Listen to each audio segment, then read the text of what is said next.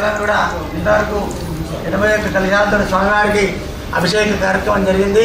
స్వామివారు తడిబట్టలతోటి పసుపు పెట్టుకుని ప్రమాణం చేస్తున్నాడు. ఏంటిది మనం ఏం కోరికలేదో స్వామివారి దగ్గర మనం విన్నవించుకుంటే అది తప్పకుండా నెరవేర్చాలని నేను కూడా ప్రమాణం చేస్తున్నా అని చెప్పని హమ్మే కుదస్తం భక్తుల కోరిక నెరవేర్చడానికి ఉన్నాను అని చెప్పని ఈ కోరికలు స్వామికి చెప్పుకొని మంచిగా మనస్ఫూర్తిగా నమస్కారం చేసుకోండి.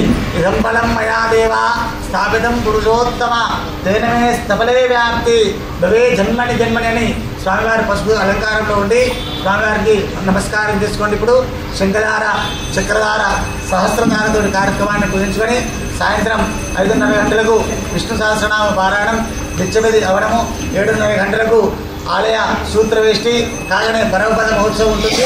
కాబట్టి భక్తులందరూ కూడా అధిక సంఖ్యలో పాల్గొని సాయంత్రం 12 రకాల ఆర్గింపులు ఉంటాయి. కాబట్టి భక్తులందరూ కూడా విశేషంగా విచ్చేసి కార్యక్రమంలో పాల్గొని స్వామి కృపకు పాత్రీకరించవలసిందిగా కోరుచున్నాం. జై శ్రీమన్నారాయణ.